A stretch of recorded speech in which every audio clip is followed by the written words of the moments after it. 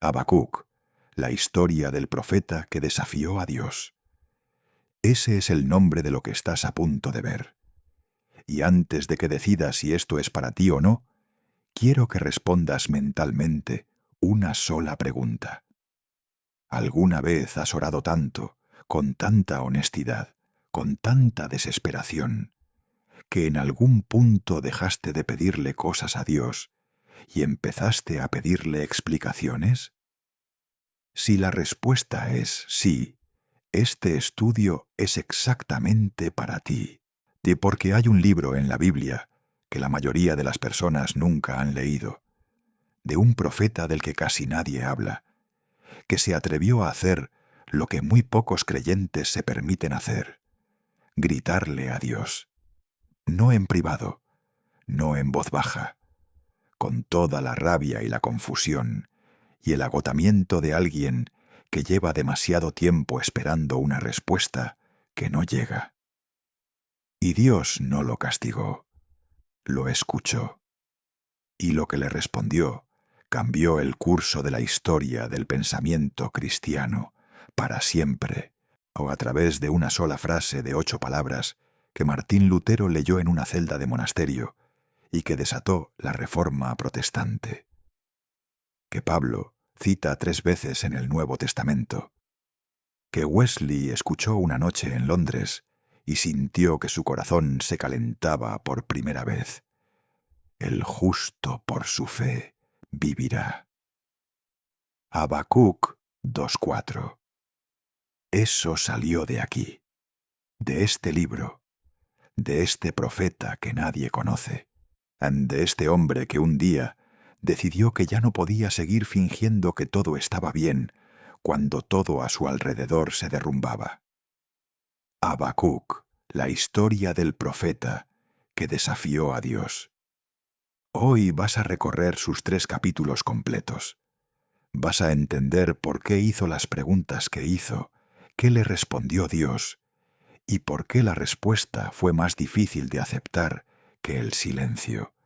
Y cuando llegues al final, vas a salir de aquí con algo que cambia la manera en que atraviesas las temporadas más oscuras de tu vida. No la fe que finge que no tiene dudas, la fe que las lleva directamente a Dios y espera sin rendirse. Quédate hasta el final. Lo mejor del libro está al final. Siempre lo está. Antes de entrar en el texto, necesitas conocer a este hombre, porque Habacuc es uno de los personajes más fascinantes y más ignorados de todo el Antiguo Testamento. Y lo primero que te dice el libro sobre él ya es revelador. No dice casi nada. No sabemos de qué tribu era. No conocemos su historia familiar. No hay relato de su llamado profético, ninguna zarza ardiendo, ningún carbón encendido tocando sus labios. No hay biografía de infancia, no hay descripción física. A diferencia de Isaías, que era de familia noble y tenía acceso a la corte real, o de Amós, que era pastor de ovejas y recolector de sicómoros, de Habacuc no sabemos nada de eso. Lo único que dice el texto es su nombre y su oficio: profeta. Hay un detalle interesante en el nombre mismo. Habacuc, en hebreo, proviene de una raíz que significa abrazo, o abrazar con fuerza. El significado más aceptado es el del abrazo. Hay algo poéticamente apropiado en eso, porque lo que Habacuc hace a lo largo de todo su libro es precisamente eso: abrazar la tensión, no soltarla, no resolverla de manera artificial, no pretender que la tensión no existe, sino abrazar la pregunta con tanta fuerza que la sostiene hasta que llega la respuesta. Y la respuesta llega, pero no como él esperaba. Hay algo más que me interesa de Habacuc como figura. A diferencia de la mayoría de los profetas que cumplían su ministerio en el espacio público, predicando en los atrios del templo, confrontando reyes, pronunciando oráculos en las plazas de la ciudad, Habacuc parece operar en un registro más interior. más contemplativo. O si las instrucciones musicales al final del tercer capítulo sugieren que estaba vinculado al servicio litúrgico del templo. Puede que fuera un músico, un levita, alguien cuya vida estaba estructurada alrededor de la adoración. Si eso es correcto, la ironía es profunda. El hombre que más profundamente luchó con la adoración en tiempos de crisis era precisamente el que había dedicado su vida a la adoración. Tenía más razones que nadie para fingir que adorar era fácil, y fue exactamente el que eligió no fingir. Habacuc no es un profeta que predica al pueblo, es un profeta que discute con Dios. Eso ya lo hace diferente a todos los demás. La mayoría de los profetas abren su libro con un mensaje dirigido hacia afuera. Así dice el Señor. Habacuc lo abre con un grito dirigido hacia arriba. ¿Hasta cuándo clamaré y no escucharás? Esa diferencia lo cambia todo. El libro de Habacuc no es un manual de teología, no es una serie de instrucciones para vivir mejor, ni una colección de promesas para memorizar. Es la transcripción de una conversación real entre un ser humano quebrantado y el Dios que lo escuchó. Es la demostración de que la fe madura no es la que nunca tiembla. Es la que tiembla, hace preguntas difíciles, espera en la oscuridad y aún así se queda. Ese es el arco de todo el libro. Y ese arco tiene algo que enseñar sobre la vida espiritual real que muy pocos sermones se atreven a decir directamente. Que hay épocas donde seguir siendo fiel requiere luchar, y que la lucha no descalifica la fe. A veces es la única forma que la fe tiene de sobrevivir. Para entender por qué Habacuc grita lo que grita, necesitas ver el mundo en el que vivía. Porque sus preguntas no nacieron en el vacío. Nacieron de la realidad que observaba todos los días cuando abría los ojos. Estamos en el reino de Judá, en las últimas décadas antes de la invasión babilónica. El año aproximado es entre el 612 y el 605 a.C. Y para entender ese contexto, necesitas saber qué acababa de ocurrir. El rey Josías, uno de los pocos reyes reformadores de toda la historia de Judá, acababa de morir. Y su muerte no fue ordinaria, fue inesperada, violenta, y a muchos israelitas les resultó inexplicable desde el punto de vista teológico. Josías había sido el rey que encontró el libro de la ley perdido en el templo. Cuando lo escuchó leer, se rasgó las vestiduras y lloró, porque entendió cuánto se había desviado el pueblo de los mandatos de Dios. Y a partir de ese momento, lanzó la reforma religiosa más profunda de toda la historia de Judá. Destruyó los altares paganos, eliminó la prostitución sagrada de los templos, celebró la Pascua de una manera que no se había visto desde los días de los jueces. Purificó el culto, devolvió la ley al centro de la vida nacional. Y luego salió a la batalla contra el faraón Necao, de Egipto, en Megido. Una batalla que los historiadores han discutido durante siglos, porque no había razón aparente para que Josías se interpusiera en esa campaña. Y allí murió. El rey más fiel a Dios en generaciones, caído en el campo de batalla, sin explicación suficiente. Su muerte fue tan impactante que el profeta Jeremías compuso lamentos por él. El pueblo lloró su pérdida durante generaciones. Y la pregunta que quedó en el aire era la misma que siempre queda cuando algo bueno termina de manera violenta y prematura. ¿Por qué? ¿Cómo puede un Dios justo permitir que el hombre más justo muera así? Después de Josías, el reino entró en caída libre. Sus sucesores, Joacaz y luego Joacim, deshicieron en pocos años lo que Josías había construido en décadas. La idolatría regresó. La corrupción volvió a los tribunales. Los profetas que intentaban hablar la verdad eran perseguidos. El libro de Jeremías registra cómo el propio rey Joacim tomó el rollo donde el profeta había escrito sus mensajes y lo quemó hoja por hoja frente a su corte, como si el fuego pudiera destruir la palabra de Dios. No era una crisis pasajera, era el resultado de décadas de acumulación moral. Era el punto de llegada de una sociedad que había elegido, sistemáticamente y a lo largo de generaciones, sustituir la justicia de Dios por sus propios sistemas de conveniencia.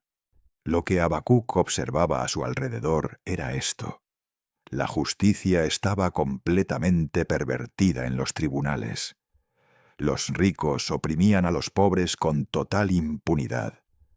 Había un sistema legal que existía en nombre de la justicia, pero que en la práctica era un instrumento de los poderosos para consolidar su poder.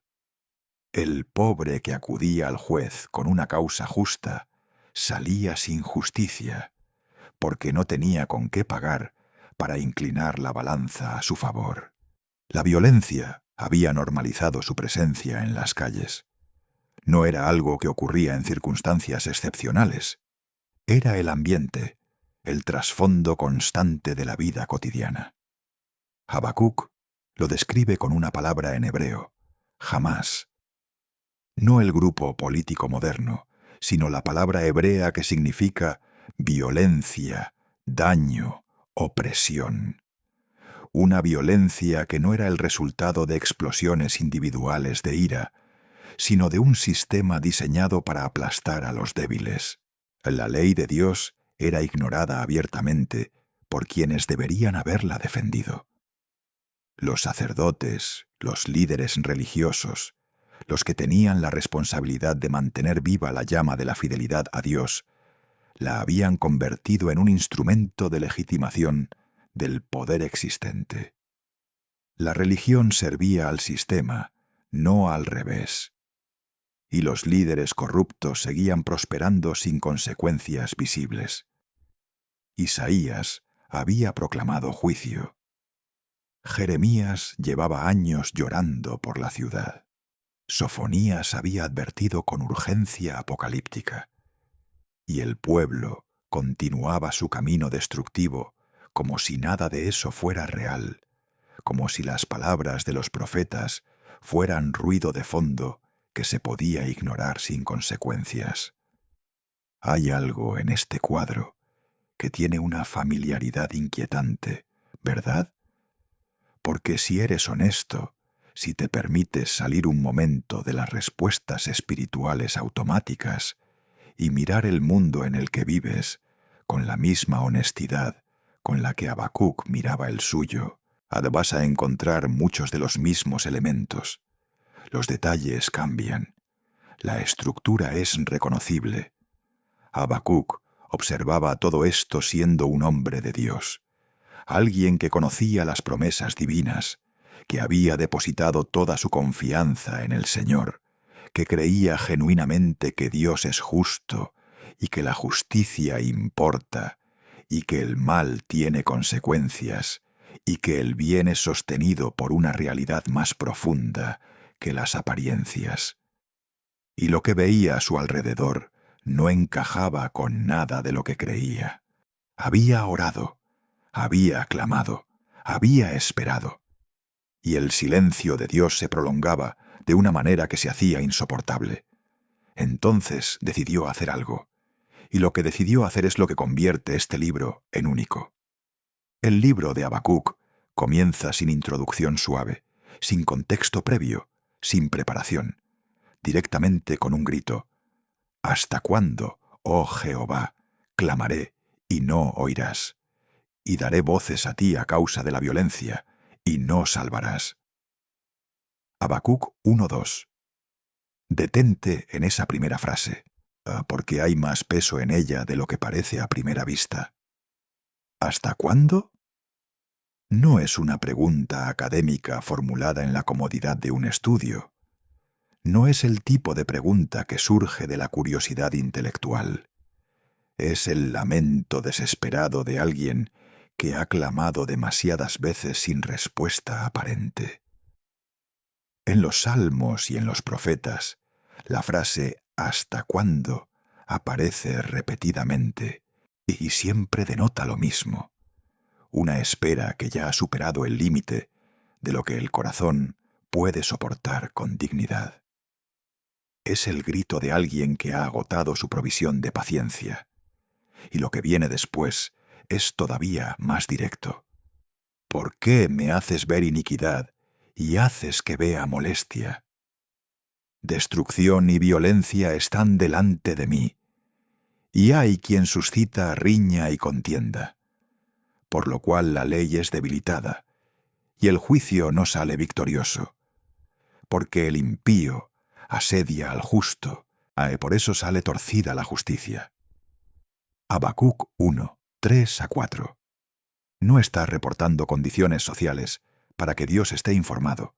Dios ya sabe. Habacuc lo sabe. Lo que está haciendo es algo diferente. Está presentando un caso. Está levantando un cargo formal. ¿Por qué me haces ver iniquidad? No dice, ¿por qué existe la iniquidad? Dice, ¿por qué me la haces ver a mí?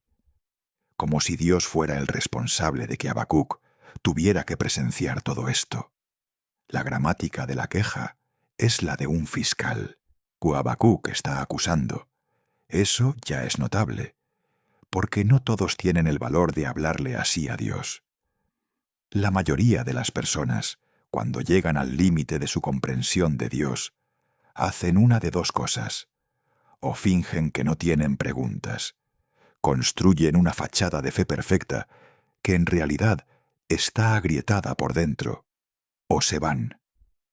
Dejan de orar, dejan de ir a la iglesia, dejan de llamarse creyentes. Habacuc hace algo completamente diferente.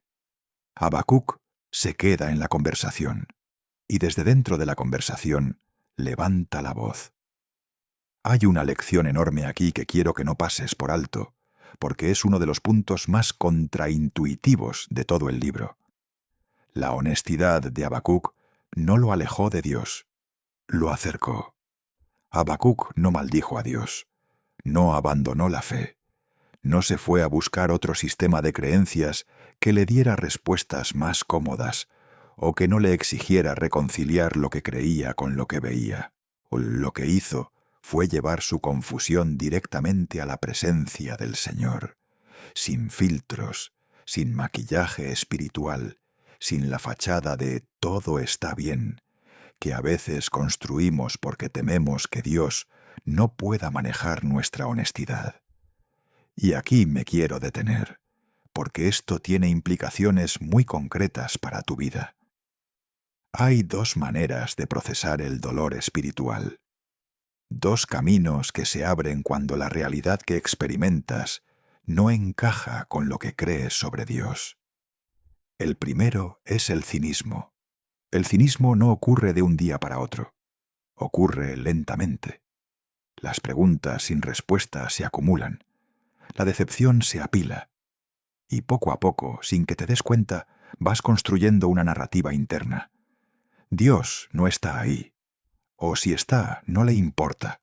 O si le importa, no puede hacer nada. El cinismo es la fe que se cansa de no recibir respuesta y decide que la respuesta es la ausencia. Es el corazón que se endurece para no volver a sentir el dolor de la esperanza defraudada. El segundo camino es la honestidad activa. La honestidad activa hace exactamente lo mismo que el cinismo en cuanto a las preguntas. Las formula, las verbaliza, no las esconde. Pero en lugar de llevarlas hacia afuera como evidencia de que Dios no existe, las lleva hacia adentro, directo a la presencia de Dios, sin pretender tener más fe de la que uno tiene. La honestidad activa dice: no entiendo esto. Dios, necesito que me expliques esto, y porque lo que estoy viendo no encaja con lo que creo de ti, y no voy a fingir que encaja cuando no encaja. Habacuc eligió la segunda, y esa elección es la que hace posible el resto del libro.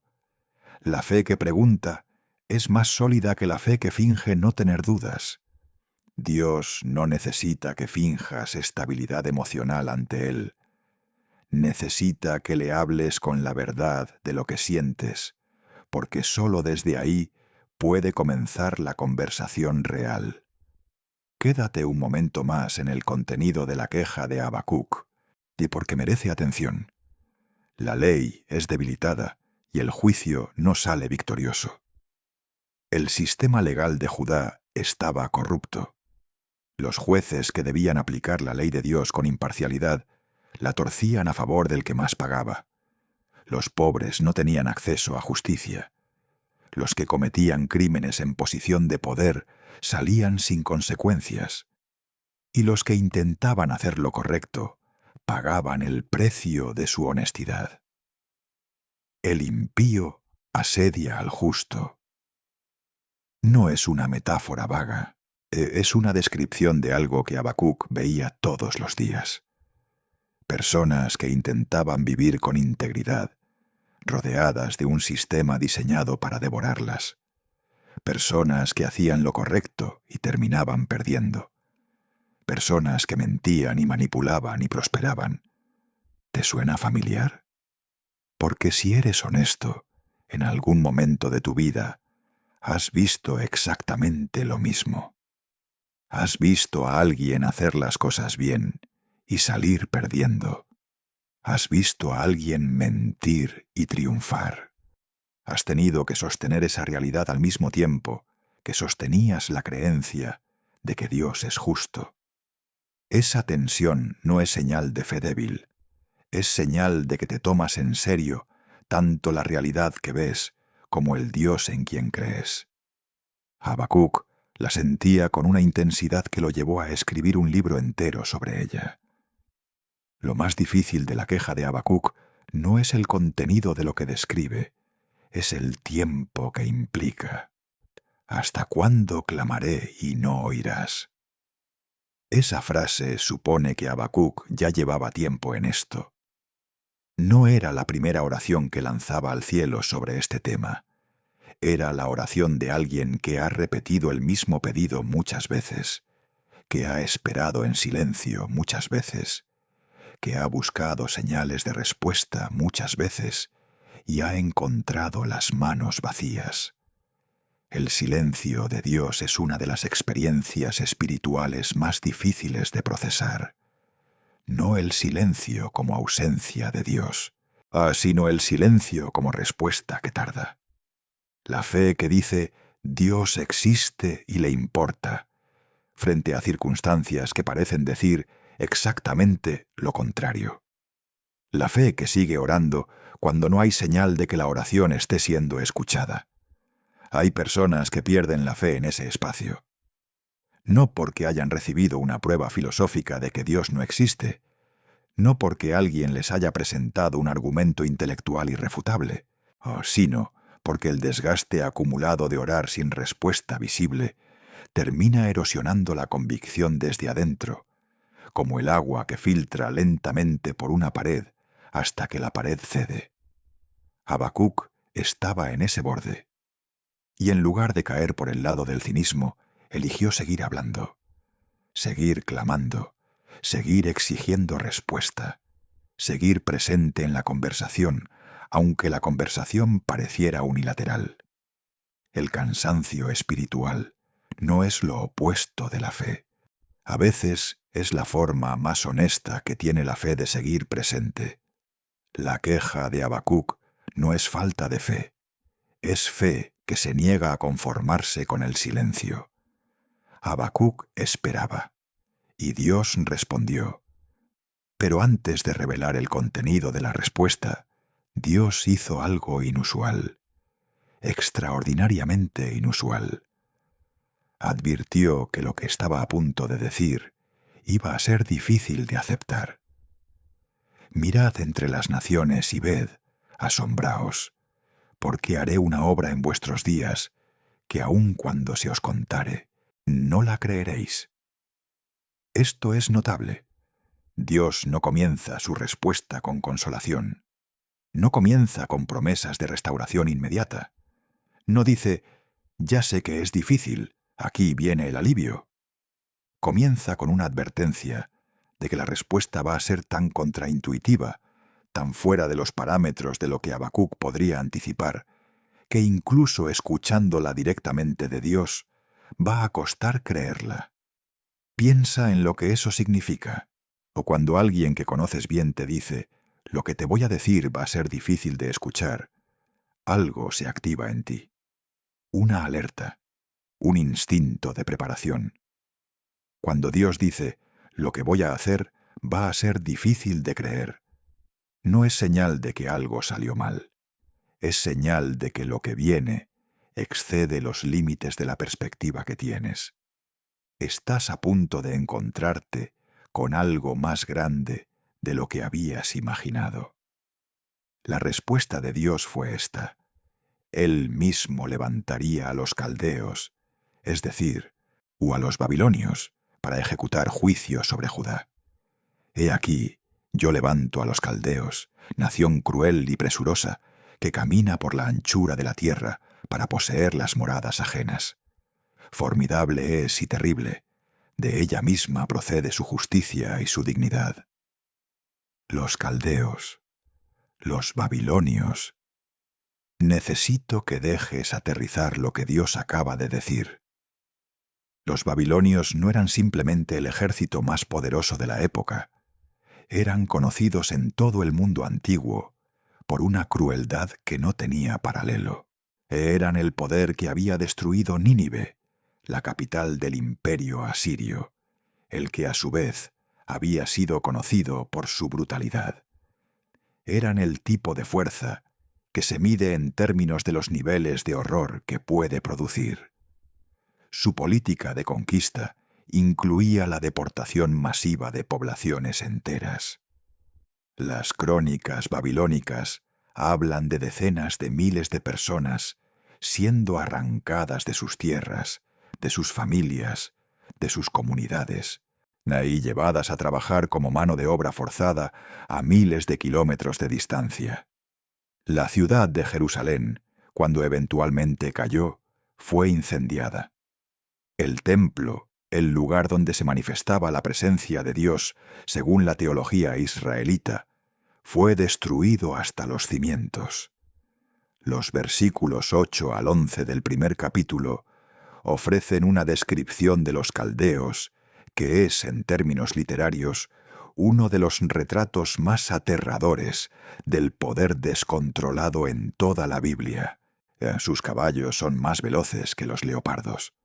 Sus jinetes vienen de lejos, vuelan como el águila que se apresura a devorar. Su avance es como el viento del oriente, devastador, imparable, que no deja nada en pie. El texto los describe moviéndose como una marea, no como soldados individuales con motivaciones y miedos, como una fuerza de la naturaleza. Y lo más inquietante, su fuerza es su Dios.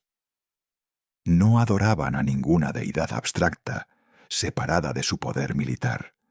Adoraban su propio poder. O la capacidad de destruir era el centro de su identidad religiosa. Un imperio que había construido toda su razón de ser alrededor de la capacidad de dominar. Y ese era el instrumento que Dios decía que levantaría. Detente en la enormidad de lo que Habacuc acababa de escuchar. Habacuc había clamado porque había demasiada injusticia en Judá. La respuesta de Dios era que iba a usar a una nación infinitamente más injusta para corregir esa injusticia.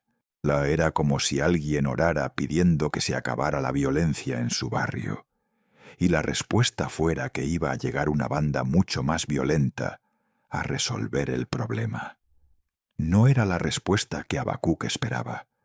No era la respuesta que ningún israelita habría podido anticipar. Era exactamente el tipo de respuesta del que Dios había advertido que sería difícil de creer. Para entender por qué Dios respondería esto, necesitas entender algo sobre la manera en que la Biblia presenta la soberanía divina sobre la historia. La Biblia no enseña que Dios solo puede usar para sus propósitos a personas o naciones que ya son buenas o que lo reconocen. Enseña que Dios es el soberano sobre toda la historia, incluyendo las naciones que no lo conocen, los imperios que actúan desde motivaciones completamente ajenas a la voluntad divina, y los sistemas que funcionan de manera opuesta a los valores que él ha revelado. Isaías, décadas antes de Habacuc, había llamado a Asiria la vara de mi ira, un instrumento de disciplina en manos de Dios, aunque Asiria misma no tuviera ninguna idea de estar cumpliendo ningún propósito divino. Asiria pensaba que conquistaba por su propio poder, por la superioridad de sus dioses, por su capacidad militar. En realidad, era un instrumento en manos de alguien que Asiria ni reconocía ni entendía. La misma lógica aplica aquí con Babilonia.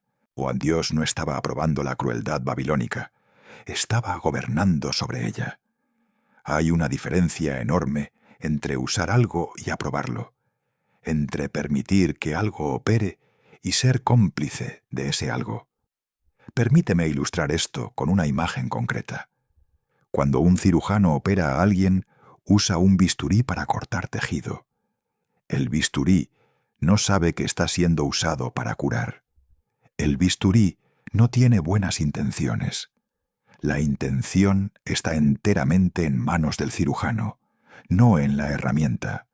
Y si alguien que no entiende el proceso médico entrara en la sala de operaciones y viera al médico cortando con el bisturí, podría concluir que el médico está causando daño. Desde fuera, sin la perspectiva completa, es difícil distinguir entre la incisión que sana y la herida que destruye. Habacuc miraba desde fuera. No tenía la perspectiva completa, y lo que veía parecía daño puro. Pero Dios estaba operando, y la ira de los babilonios, sin que ellos lo supieran, y estaba siendo usada como instrumento en manos de quien sí conocía el propósito final. Eso no hace que el sufrimiento sea trivial. No lo minimiza ni lo justifica de manera superficial, pero sí lo ubica dentro de una narrativa más grande que el dolor inmediato. Dios no está justificando el mal cuando lo permite operar temporalmente. Está mostrando soberanía sobre la historia. Lo que nos descoloca no es que Dios ignore la injusticia, sino que su manera de gobernar expone lo limitada que es la perspectiva humana cuando intenta anticipar los métodos divinos. Pero Habacuc no podía procesar eso todavía, y lo que hace a continuación es una de las demostraciones más honestas de integridad espiritual que existe. Habacuc entró en una segunda ronda de preguntas, y esta vez las preguntas son, si cabe, más profundas que las primeras. La primera queja era sobre la injusticia que Habacuc veía en Judá. Era una pregunta sobre el mundo exterior. ¿Por qué Dios toleraba esa situación? La segunda queja es sobre el carácter de Dios. Es una pregunta sobre Dios mismo. ¿Cómo puede un Dios santo utilizar un instrumento más malvado que el problema que pretende resolver? ¿No eres tú desde el principio, oh Jehová, Dios mío, santo mío? No moriremos. Oh Jehová, para juicio lo pusiste, y tú, oh roca, lo fundaste para castigar.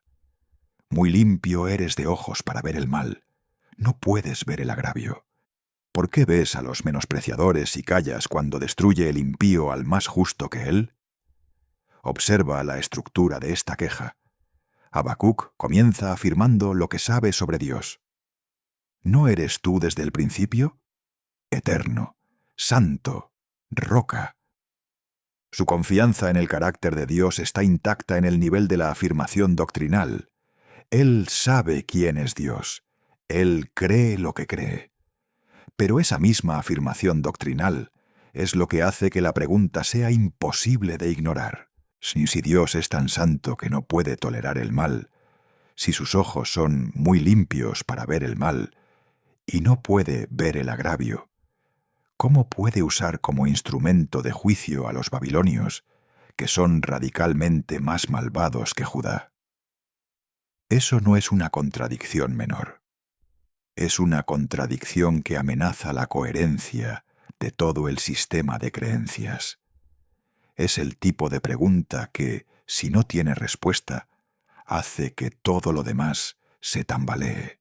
Habacuc usó una imagen para describir lo que los babilonios hacían con las naciones que conquistaban.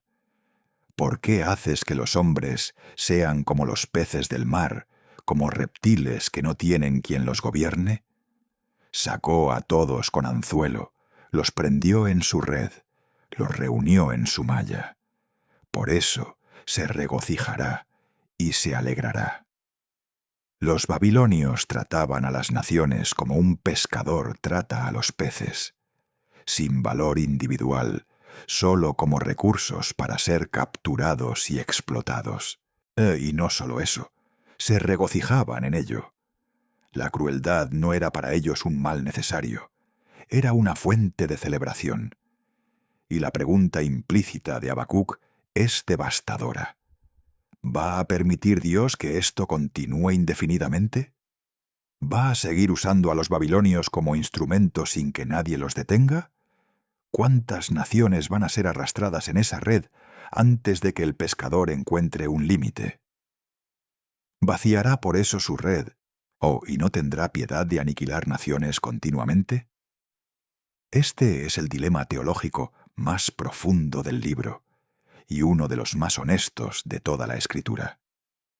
Por un lado, Dios es absolutamente santo. Su santidad es la cualidad que lo hace ser Dios.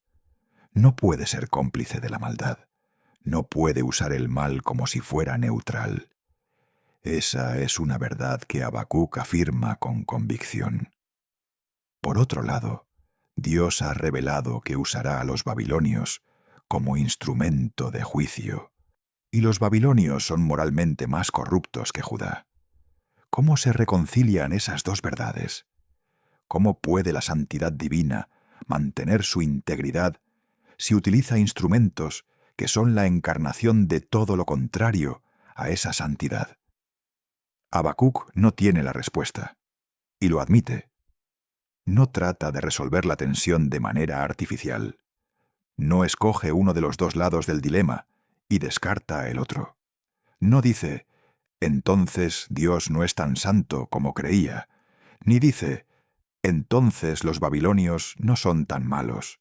Sostiene las dos verdades en tensión, aunque no pueda reconciliarlas. Y luego hace algo que requiere una valentía espiritual considerable. Decide subir a su torre de vigilancia y esperar. La primera queja trataba sobre la inacción de Dios ante la injusticia. La segunda trataba sobre su acción. Y en cierto sentido, la segunda era aún más difícil de procesar, porque el silencio de Dios duele. Pero a veces su manera de hablar duele más, porque expone lo limitada que es nuestra perspectiva sobre lo que Dios debería hacer. El capítulo 2 comienza con una imagen que es, en términos espirituales, una de las más poderosas de todo el Antiguo Testamento. Sobre mi guarda estaré, y sobre la fortaleza afirmaré el pie, y velaré para ver lo que se me dirá, y qué he de responder tocante a mi queja. Habacuc se compara a sí mismo con un centinela en una torre de vigilancia. En el mundo antiguo, o la figura del centinela era fundamental para la supervivencia de cualquier comunidad. Las ciudades amuralladas tenían torres en puntos estratégicos donde los guardias se turnaban durante la noche para vigilar el horizonte. Su trabajo era específico y exigente: mantenerse despierto cuando todo alrededor invitaba al sueño. Fijar la mirada en el horizonte cuando no había nada visible. Reconocer lo que se aproximaba antes de que llegara al campamento, cuando todavía había tiempo de responder. Oh, un centinela no duerme en su puesto. No se distrae con lo que ocurre a sus espaldas. No se paraliza por el miedo a lo que podría venir. Su función específica es mantenerse despierto, fijar la mirada en el horizonte y reconocer lo que se aproxima antes de que llegue. Habacuc ha hecho preguntas difíciles. Ha cuestionado los caminos de Dios con una franqueza que podría parecer irrespetuosa si no estuviera respaldada por una confianza profunda en que Dios puede recibir esas preguntas. Y después de formularlas no se marchó. No abandonó el puesto. No dejó que sus dudas lo alejaran de Dios o lo llevaran al cinismo. En cambio, tomó posición. Fijó los pies sobre la fortaleza. Y esperó, no con impaciencia inquieta, sino con determinación vigilante. Hay una distinción enorme entre la espera ansiosa y la espera del centinela. La espera ansiosa dice: algo va a salir mal. El silencio de Dios es evidencia de que no hay respuesta. Si Dios no actúa en el tiempo que yo espero, entonces o no puede o no quiere. La espera ansiosa consume energía, erosiona la confianza y termina construyendo su propia narrativa de abandono. La espera ansiosa no espera realmente. Mientras espera, ya está construyendo la conclusión de que no va a llegar nada. La espera del centinela es radicalmente diferente. No niega la tensión. No pretende que todo está bien cuando no lo está. No fabrica paz artificial, pero elige una postura deliberada de vigilia activa. El centinela dice: he planteado mis preguntas con honestidad. He hecho todo lo que está en mi mano. Y ahora voy a permanecer en posición de escucha hasta que llegue lo que estoy esperando. La diferencia es la orientación del corazón mientras espera.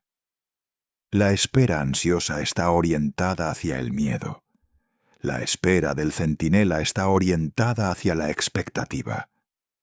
Habacuc subió a su torre, se quedó y esperó.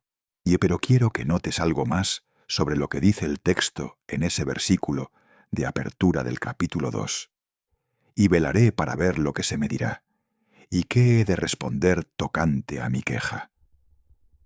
Habacuc no solo espera pasivamente la respuesta de Dios, está esperando también para saber qué responder él, como si anticipara que la respuesta que va a recibir va a requerir de él una respuesta también, como si supiera que esta conversación no ha terminado todavía, que la revelación que viene va a pedirle algo de vuelta. Eso es profundamente maduro espiritualmente. La mayoría de las personas, cuando oran por algo difícil, están en modo de recepción total. Quieren la respuesta y ya. Pero Habacuc está en modo de conversación. Está consciente de que la revelación de Dios siempre exige una respuesta de nuestra parte. Que la respuesta de Dios no es el punto final de la conversación. Es el punto donde la conversación entra en una nueva fase. Y eso es exactamente lo que ocurre. Dios le habla, y Habacuc responde. No inmediatamente, no sin procesar, pero responde, y su respuesta es el capítulo 3. Es legítimo cuestionar, es válido expresar confusión ante Dios, pero debemos hacerlo en la presencia de Dios, no alejándonos de Él. La diferencia entre la fe que pregunta y el cinismo que abandona es exactamente esta. ¿Dónde te quedas después de formular la pregunta? Dios respondió, y lo primero que hizo fue darle a Habacuc una instrucción sobre la visión que estaba a punto de revelarle. Escribe la visión y declárala en tablas para que corra el que leyere en ella. Dios le pide que escriba la revelación, que la haga clara, legible, permanente, que la preserve para que otros puedan correr cuando la lean, es decir, para que otros puedan actuar sobre ella con urgencia. Eso ya dice algo importante. Lo que Dios estaba a punto de revelar no era sólo para Habacuc, era para las generaciones futuras, que también necesitarían sostenerse en esa verdad cuando sus propias circunstancias los llevaran al borde del mismo precipicio de dudas. Y entre esas generaciones futuras estás tú. Y luego Dios dijo algo sobre el tiempo, que tiene el poder de desestabilizar profundamente. Aunque la visión tardará aún por un tiempo, mas se apresura hacia el fin, y no mentirá. Aunque tarde, espérala, porque sin duda vendrá, no tardará. La visión tardará. Dios no prometió resolución inmediata. No dijo, el problema se va a resolver mañana, ni ya viene el alivio que estás esperando. Dijo que la visión tiene su propio tiempo, que hay una demora programada en su cumplimiento, pero que esa demora no es incertidumbre. El cumplimiento es absolutamente cierto, solo que todavía no es el momento. Esto confronta directamente la manera en que medimos la fidelidad de Dios. Estamos condicionados culturalmente para medir la fidelidad por velocidad. Si Dios ama, actúa rápido. Si tarda, algo está fallando. Si el problema no se resuelve en el tiempo que yo considero razonable, es señal de que la promesa no es real, o de que Dios no puede, o de que Dios no está. Dios dice exactamente lo contrario. La demora no invalida la promesa. El tiempo que pasa entre la revelación y el cumplimiento no es tiempo perdido ni tiempo de abandono. Es el espacio donde se forma el carácter. Es el espacio donde se decide qué clase de fe tienes, la que depende de resultados inmediatos, o la que es capaz de sostener la promesa mientras espera su cumplimiento. Y luego llega el versículo. Antes de llegar a la frase más famosa del libro, el texto establece un contraste. Y ese contraste es esencial para entender lo que la frase significa. He aquí que aquel cuya alma no es recta se enorgullece, mas el justo, por su fe, vivirá.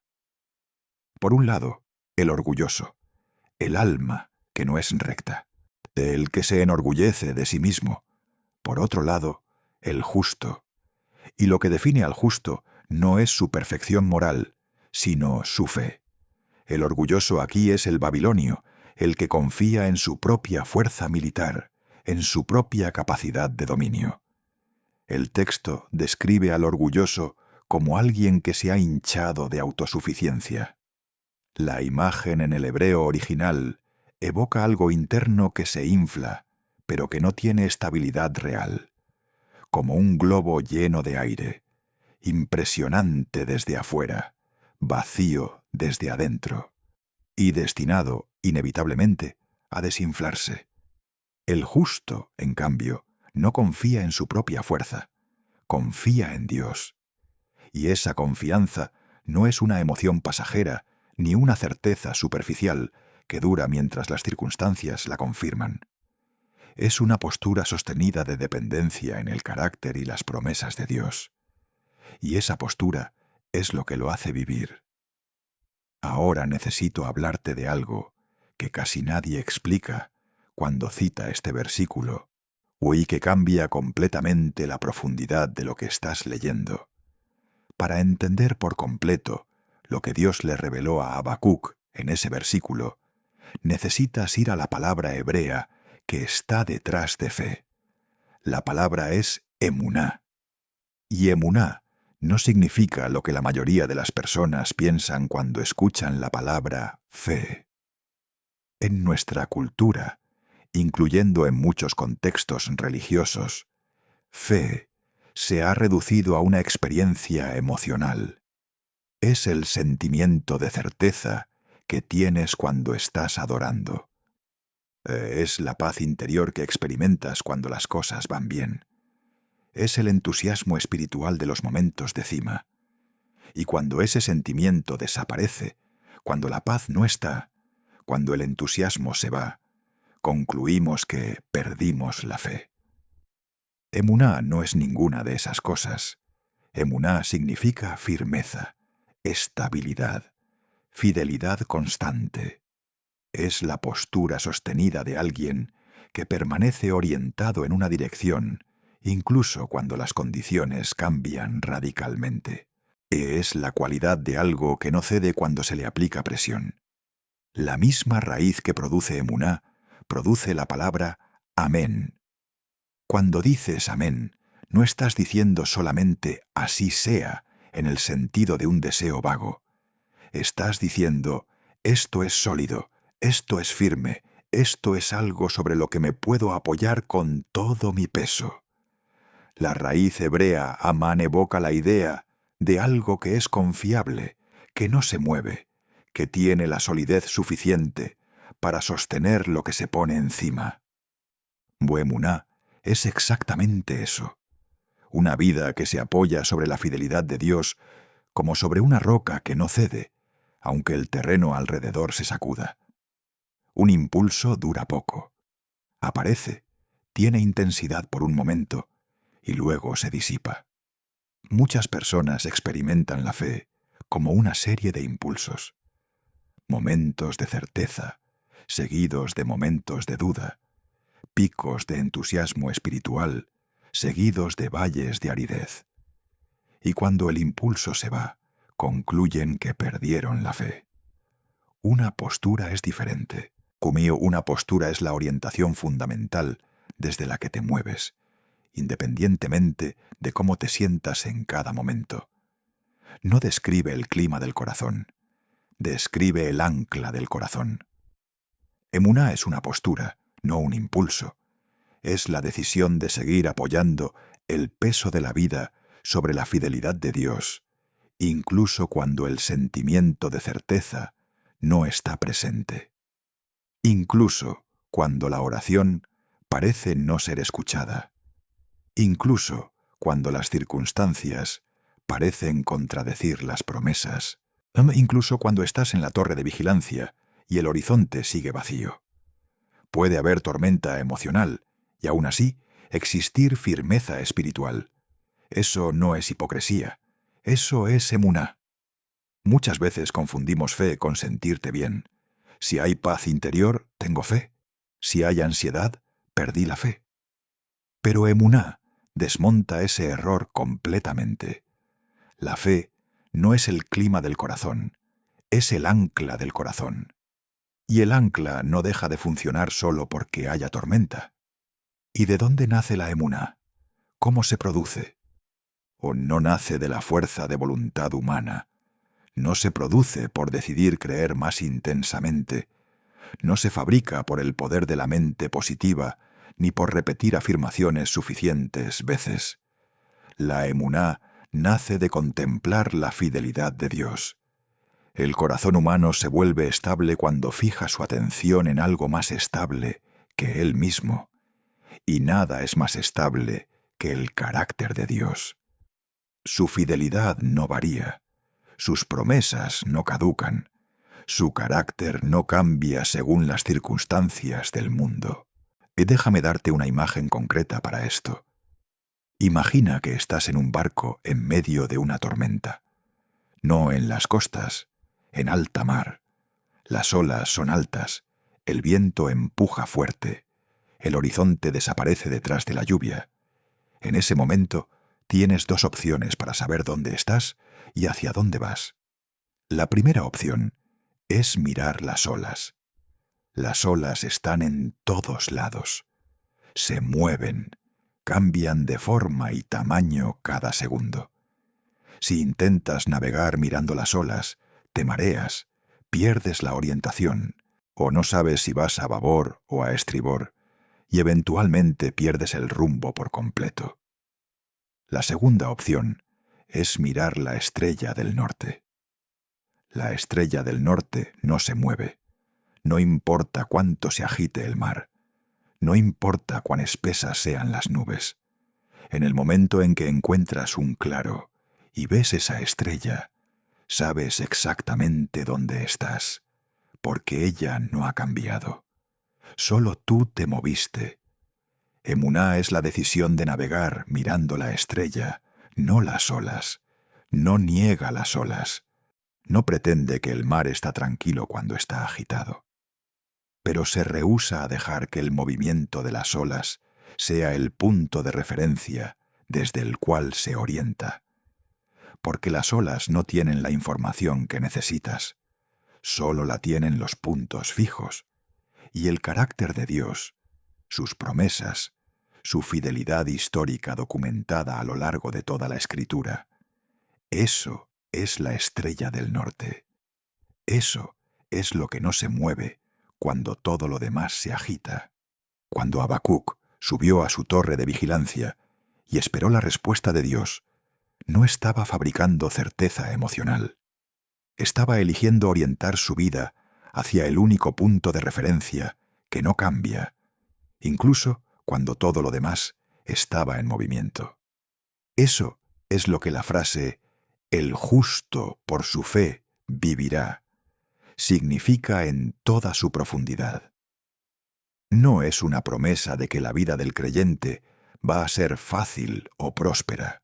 Es una declaración de que el justo tiene acceso a un modo de vida que trasciende las circunstancias, que su existencia, en el sentido más profundo, no depende de lo que pase a su alrededor, sino de a quién está conectado en lo más profundo de su ser. Ahora quiero que veas el peso histórico de lo que Habacuc escribió. Lo que Dios le reveló a Habacuc no fue solo una respuesta a una crisis nacional de Judá. Fue uno de los fundamentos sobre los que se construyó la comprensión cristiana de la salvación. El apóstol Pablo cita este versículo en Romanos 1:17, al presentar la doctrina de la justificación por fe. Lo cita de nuevo en Gálatas 3:11, al desmantelar el legalismo que estaba penetrando en las iglesias de Galacia. El autor de Hebreos lo cita en el capítulo 10, versículo 38, para animar a una comunidad de creyentes que está considerando abandonar la fe ante la presión de la persecución. Y tres de las cartas más teológicamente densas del Nuevo Testamento citan este único versículo de un profeta del siglo VII antes de Cristo. Eso solo ya debería indicar el peso de lo que está contenido en esas pocas palabras. Pero hay algo más. Siglos después de Pablo, un monje alemán llamado Martín Lutero luchaba bajo el peso aplastante de intentar ganarse la salvación a través de obras religiosas. Lutero era un monje extraordinariamente serio. Pasaba horas en confesión, no minutos, y ayunaba hasta el límite físico. Realizaba actos de penitencia que sus superiores en el monasterio llegaron a considerar excesivos incluso para los estándares de la época. Hacía todo lo que el sistema religioso de su tiempo decía que debía hacer para estar bien delante de Dios. Y aún así no encontraba paz. Sentía que nunca era suficiente, que siempre había un pecado más que confesar, una obra más que realizar, un nivel más de santidad que no alcanzaba. Sentía que Dios era una amenaza, no un refugio, un juez, no un padre. Entonces leyó Romanos 1:17, que cita a Habacuc 2:4. El justo por la fe vivirá. La comprensión que llegó en ese momento no fue gradual. fue un golpe. Lutero entendió que la justicia de Dios no era la amenaza que lo perseguía, era el regalo que lo liberaba. Entendió que no necesitaba ganarse el favor de Dios. No necesitaba acumular méritos religiosos para estar bien delante del Señor. Lo único que se requería era fe. Emuná, o confianza en el Dios que justifica al pecador, no por sus obras, sino por su gracia.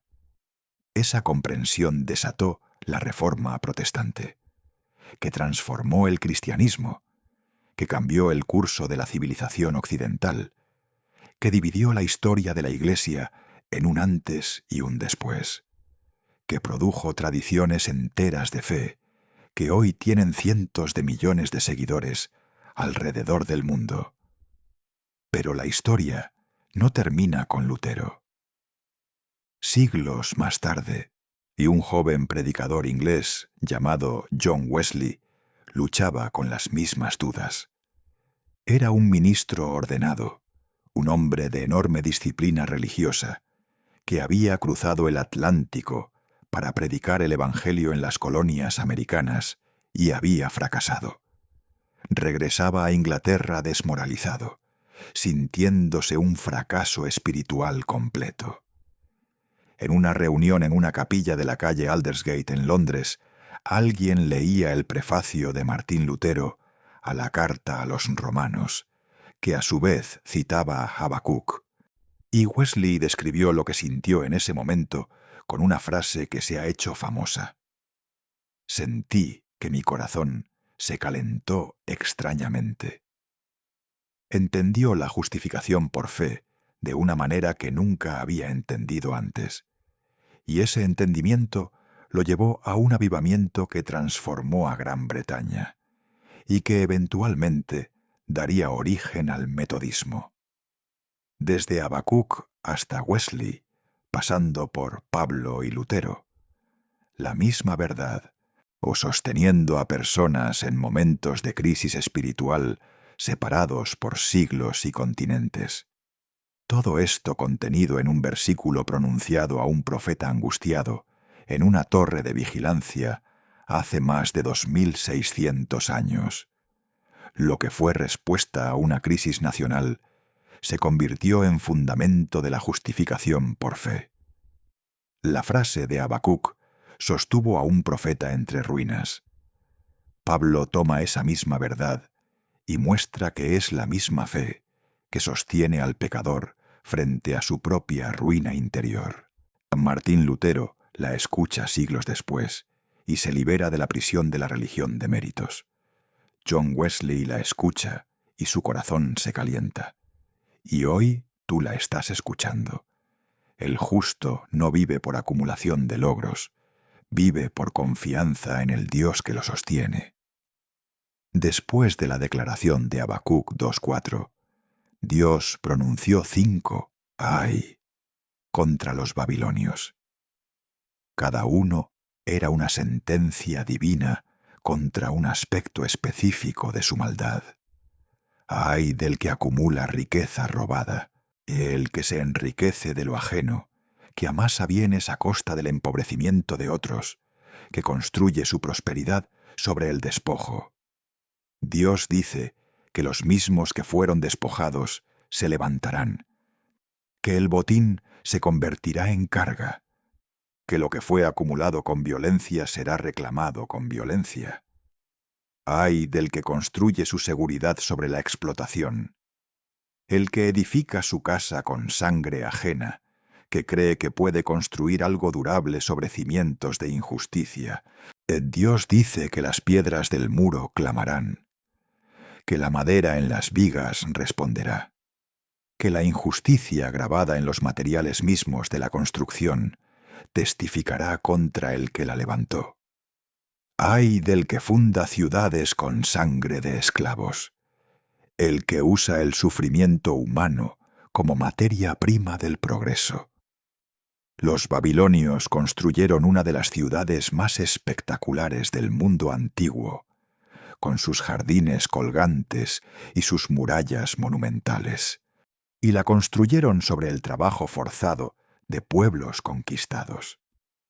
Dios dice que todo eso se convertirá en combustible para el fuego. ¡Ay del que embriaga a las naciones para avergonzarlas! El que usa el poder y la influencia para degradar a otros, para exponer su vulnerabilidad, para convertir el sufrimiento ajeno en espectáculo. Dios dice que la copa que se ofreció a otros regresará llena. ¡Ay del que adora ídolos mudos! El que trueca al Dios viviente por objetos que no pueden responder o que no tienen vida, que requieren que alguien los cargue porque no pueden moverse por sí mismos. Los babilonios tenían un panteón de dioses elaborados con materiales preciosos, y a esos dioses les pedían respuestas que los dioses no podían dar. Cada ay comenzaba con una descripción del crimen y terminaba con la inversión inevitable. Lo que Babilonia había hecho a otros se volvería contra ella misma. La nación que humilló a pueblos enteros sería humillada. La que robó sería robada. La que construyó sobre sangre vería sus obras destruidas. Y luego, en medio de esos 5 ayes, aparece una de las declaraciones más hermosas sobre la omnipresencia de Dios en todo el Antiguo Testamento. Porque la tierra será llena del conocimiento de la gloria de Jehová, como las aguas cubren el mar. En el contexto de los juicios contra Babilonia, esa declaración tiene un peso específico. Ningún imperio orgulloso tiene la última palabra. Dios gobierna todo, incluso a los que no lo reconocen. Y el destino final de la historia no es el triunfo del poder humano, no es el dominio del más fuerte, no es la victoria de los babilonios ni de ningún otro imperio. Es el conocimiento de la gloria divina llenando toda la tierra como las aguas cubren el fondo del mar, completamente, sin dejar ningún espacio vacío. El tercer capítulo del libro de Habacuc es completamente diferente, en tono y contenido, a los 2 primeros. No hay quejas ni preguntas. No hay acusaciones ni peticiones de explicación. Es una oración, un salmo, un himno de alabanza profética tan hermoso y tan cargado de significado que lleva instrucciones musicales al principio y al final, lo que indica que fue usado en la adoración corporativa del templo. No era un texto privado, era un texto que la comunidad cantaba. Piensa en lo extraordinario de eso.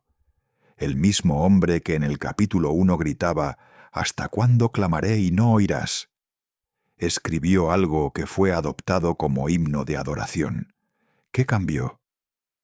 No las circunstancias. La invasión babilónica todavía iba a llegar. Jerusalén todavía iba a caer. El pueblo todavía iba a ir al exilio. Nada de lo que Habacuc temía había sido revocado. El plan que Dios le había revelado era el mismo. La realidad que lo esperaba era la misma. Lo que cambió fue la perspectiva. Habacuc había pasado por el proceso de plantar sus preguntas honestamente delante de Dios, recibir respuestas que no eran las que esperaba, subir a su torre de vigilancia y esperar. Y en ese proceso, algo en su interior se había reorientado. No había recibido lo que pedía. Había encontrado algo más valioso. La oración comienza con un pedido que revela el estado de Habacuc al principio del capítulo. «Oh Jehová, he oído tu palabra y temí. Oh Jehová, aviva tu obra en medio de los tiempos. En medio de los tiempos hazla conocer. En la ira, acuérdate de la misericordia. He oído tu palabra y temí». No el terror del que huye, sino el temor reverente del que ha estado en la presencia de algo infinitamente mayor que él mismo. El hebreo usa una palabra para este temor que connota asombro mezclado con reverencia. no es pánico, es la respuesta natural de un ser finito que se ha acercado a lo infinito y ha percibido la distancia entre ambos. Aviva tu obra en medio de los tiempos. Habacuc pedía que Dios actuara. No cambiando el plan, ya había aceptado el plan, sino actuando dentro de él con la misericordia que conocía. En la ira, acuérdate de la misericordia. Era la petición de alguien que conocía a Dios lo suficientemente bien para saber que el juicio y la misericordia en Dios no son contradictorios, que el mismo Dios que disciplina también restaura. Y entonces Habacuc recibió una visión de la gloria y el poder de Dios, que es, en términos poéticos, una de las descripciones más extraordinarias de toda la literatura bíblica. Dios vendrá de Temán, y el Santo desde el monte de Parán. Su gloria cubrió los cielos, y la tierra se llenó de su alabanza.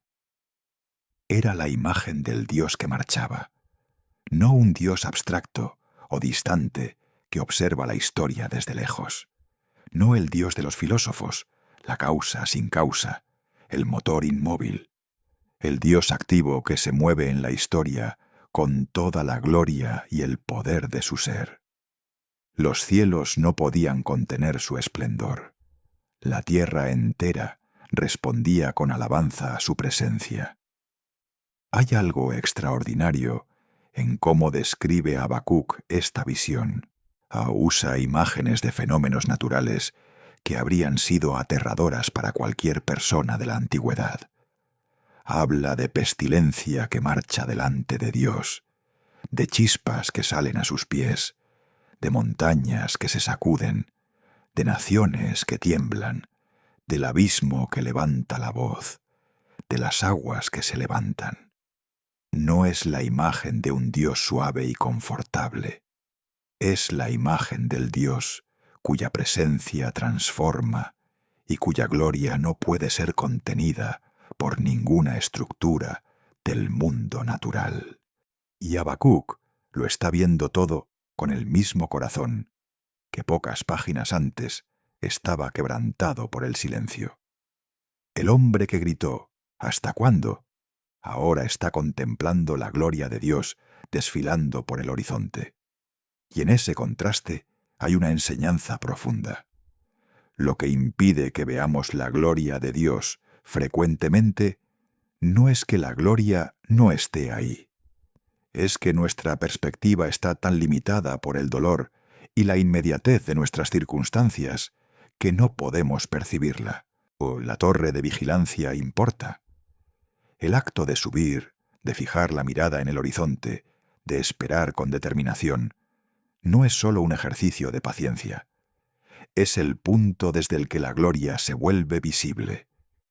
Y el versículo 13 revela el propósito de esa marcha. Saliste para socorrer a tu pueblo, para socorrer a tu ungido. Dios no marchaba para demostrar poder sin propósito. Marchaba para salvar, para liberar, para estar con su pueblo incluso en medio del juicio. La visión de la gloria divina no era una muestra de fuerza desconectada de relación.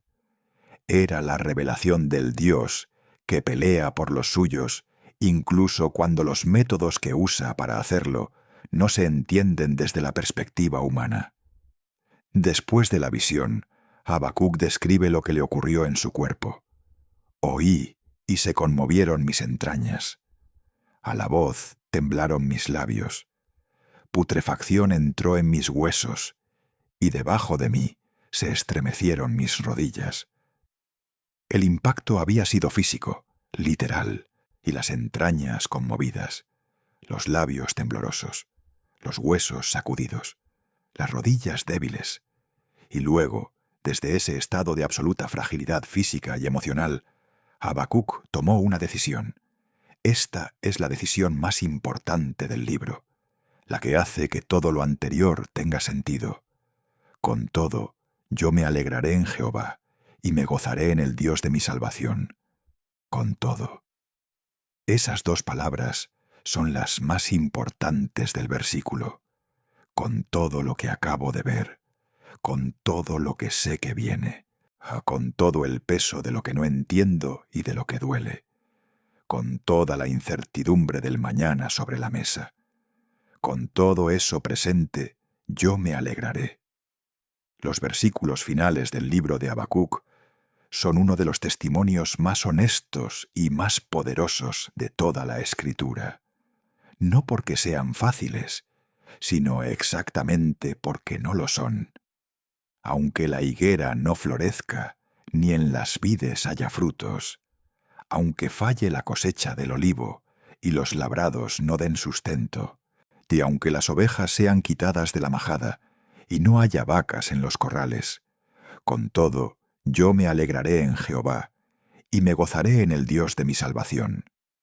Jehová el Señor es mi fortaleza, el cual hace mis pies como de ciervas, y en mis alturas me hace andar.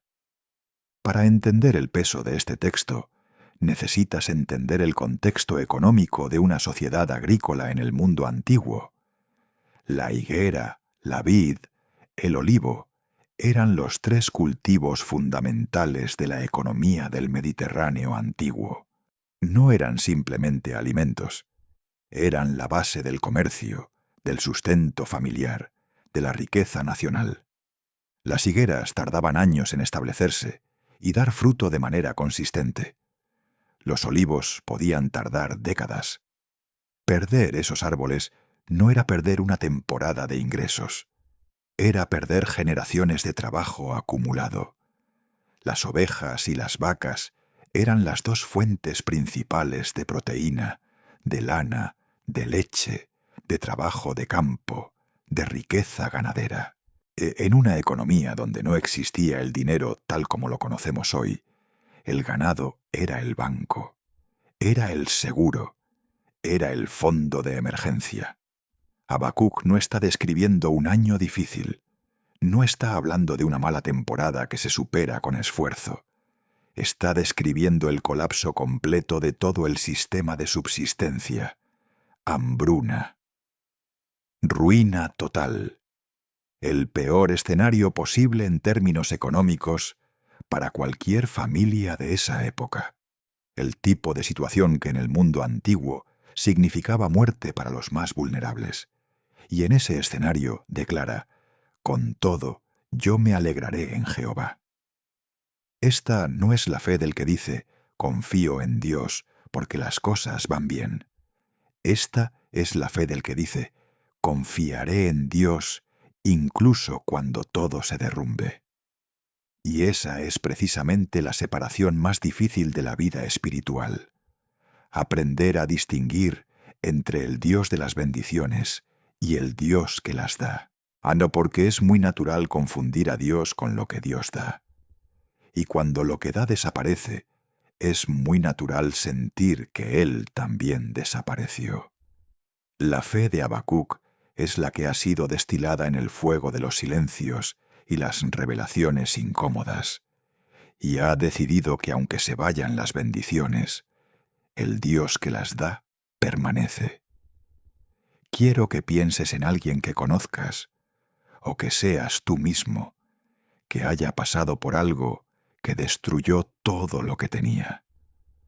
Una enfermedad que se llevó la salud, una pérdida económica que se llevó el patrimonio de toda una vida, una relación que se rompió y se llevó el mundo que habías construido alrededor de ella, un proyecto que fracasó, un sueño que murió. En ese momento, lo que queda cuando lo demás se va es exactamente lo que este versículo describe: el con todo de Habacuc, la capacidad de decir, esto se fue, eso se fue, lo otro también se fue.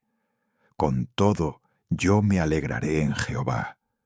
No porque sea fácil, no porque no duela, no porque las pérdidas no sean reales, sino porque el Dios que está presente en el derrumbe es el mismo Dios que estaba presente en la abundancia. Y ese Dios no depende de la cosecha para ser quien es. La fe en su forma más pura no encuentra su fundamento en las bendiciones de Dios.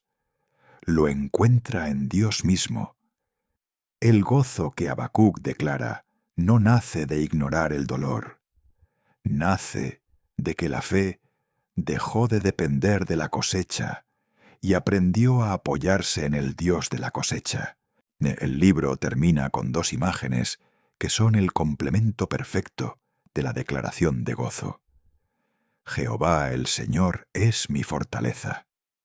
Dios no era sólo el objeto de la alegría de Habacuc, era la fuente de la fuerza con la que Habacuc podría sostenerse en lo que venía.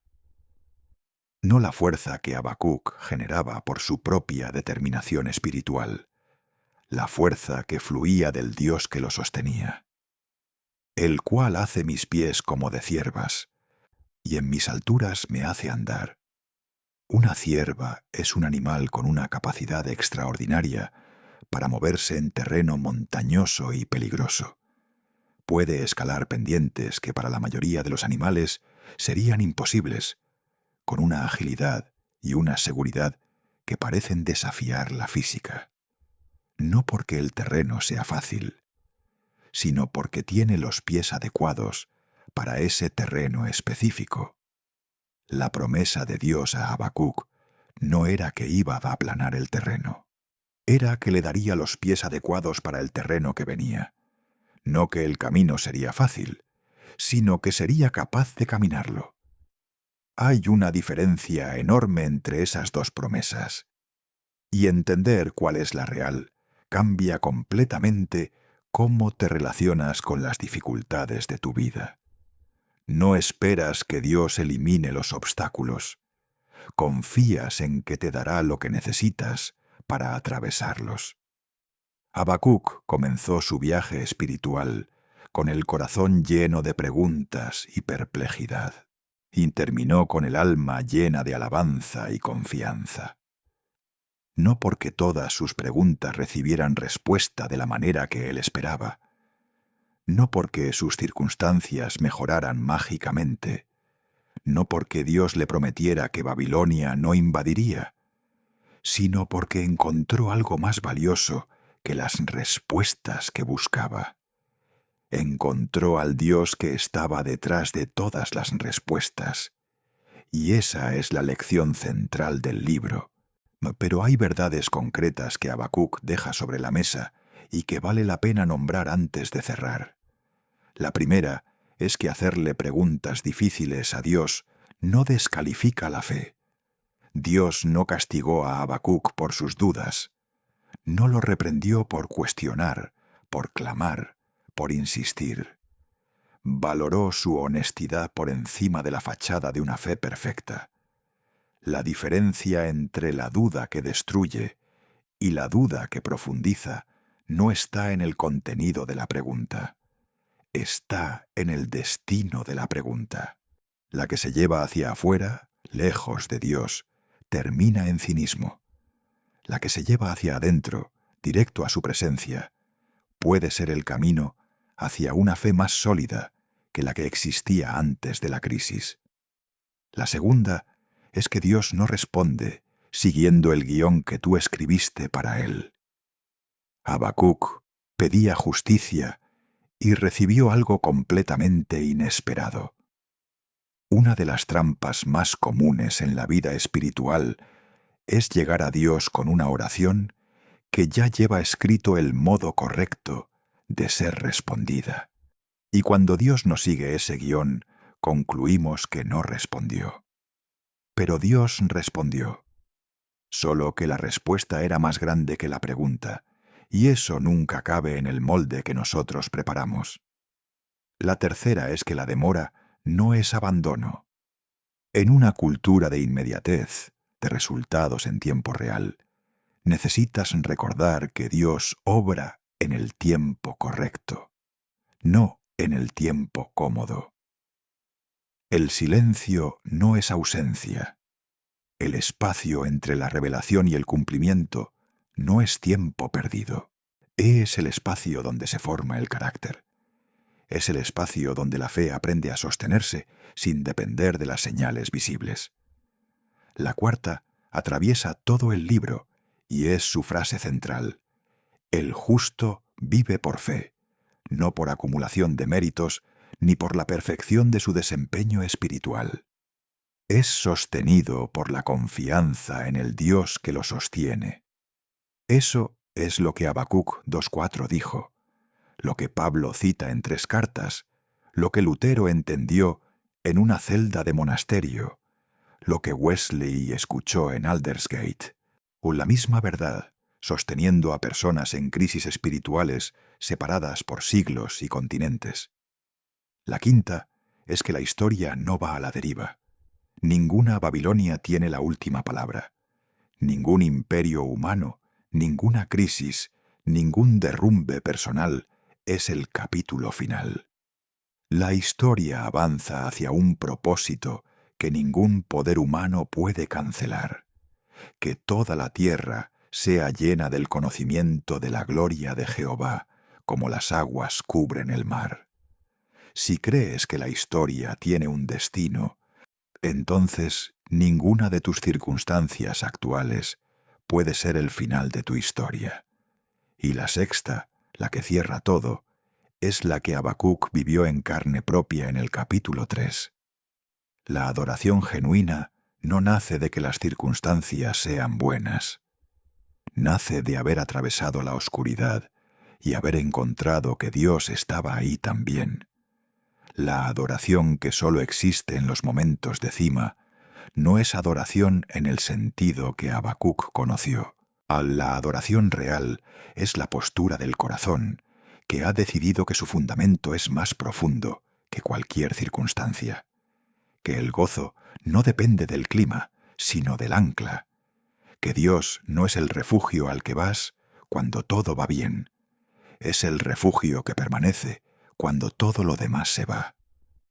Antes de terminar, quiero hacerte la misma pregunta que el libro de Habacuc nos deja resonando. ¿Cuál es la última vez que confiaste en Dios sin entender lo que estaba haciendo? No cuando todo tenía sentido, no cuando la respuesta era clara y el camino estaba iluminado, sino cuando el silencio era real, cuando la respuesta tardaba, cuando el instrumento que Dios usaba no tenía ningún sentido desde tu perspectiva, cuando la realidad que experimentabas y la fe que sostenías se miraban la una a la otra sin poder reconciliarse. ¿Qué hiciste en ese momento? ¿Subiste a tu torre y esperaste? ¿O bajaste, te fuiste y dejaste de escuchar? ¿O porque Habacuc nos muestra que hay un tercer camino entre el cinismo y la negación? No el cinismo que abandona porque las preguntas no tienen respuesta fácil. No la negación que finge que todo está bien cuando no lo está. Hay un tercer camino, la honestidad activa que lleva las preguntas directamente a Dios, que se queda en la conversación, aunque la conversación sea incómoda, que sube a la torre y espera sin rendirse. Y ese tercer camino lleva a un lugar que el cinismo nunca puede alcanzar y que la negación nunca puede sostener: la adoración genuina. La adoración que no depende de que las circunstancias sean buenas.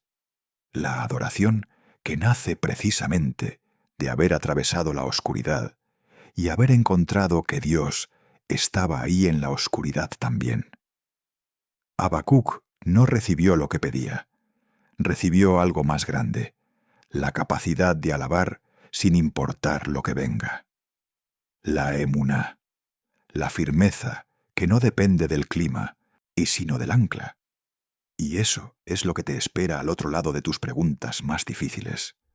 No respuestas perfectas, no circunstancias resueltas, sino el conocimiento vivo y real del Dios que estuvo ahí todo el tiempo, esperando que subieras a tu torre y lo encontraras. Ese es el viaje de Habacuc, y puede ser el tuyo. El justo por su fe vivirá. No ayer, No mañana, hoy.